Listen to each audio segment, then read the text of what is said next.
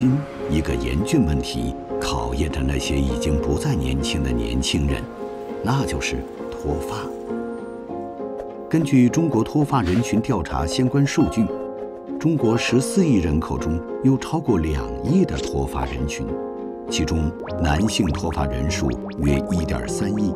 而女性脱发率虽然稍低一些，但也不容小觑。而 IT、金融和影视等加班频繁行业，其从业人群更是脱发的重灾区。90后、00后已经秃了，并不是段子，而是光秃秃的现实。我们人类那漫长而又悠久的历史，就是一部和脱发问题不懈斗争的史诗。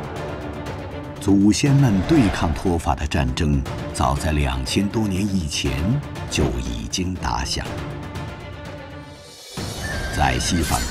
身为罗马共和国3巨头之一的凯撒，他南征北战，殚精竭虑，将地中海变成了罗马的内湖，以及自己发型的代名词。作为后来罗马帝国的奠定者，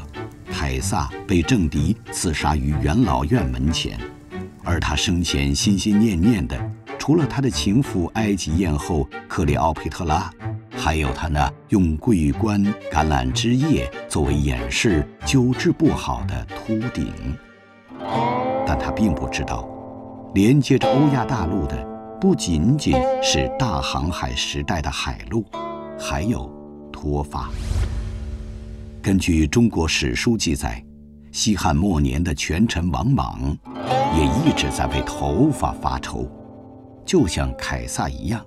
针对自己稀疏的额发，王莽采取的手段同样也是物理性的遮挡。